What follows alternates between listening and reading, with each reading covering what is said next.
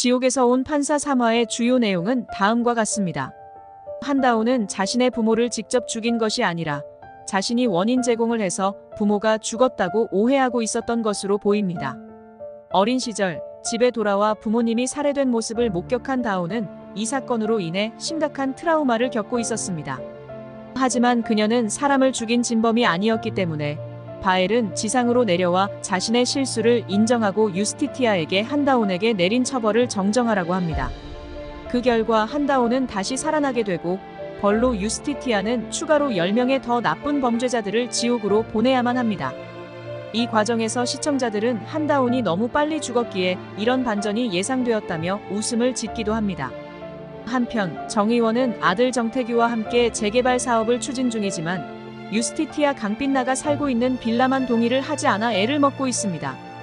그러던 중 정의원은 강빛나가 그곳에 거주하고 있다는 사실을 알게 됩니다.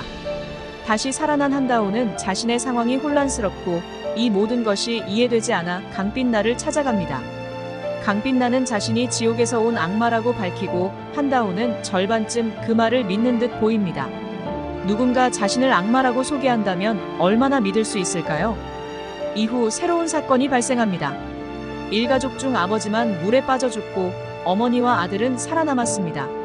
사건을 조사한 결과 어머니는 아이의 새엄마였고 그녀는 아들을 데려가겠다며 소송을 제기한 상황입니다.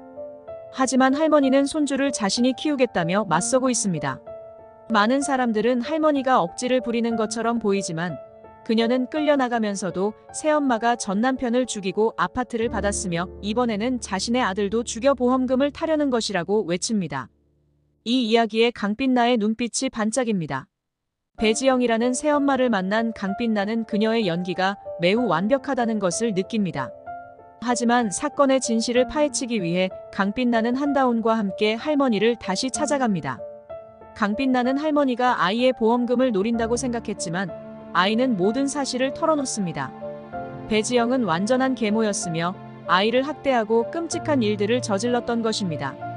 모든 사실을 알게 된 강빛나는 할머니에게 집행유예를 선고하며 배지영을 심판하기로 결심합니다.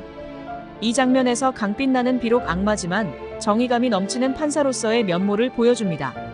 이 드라마는 언론에서 보도된 실제 사건을 모티브로 하고 있어 더욱 통쾌함을 느끼게 합니다.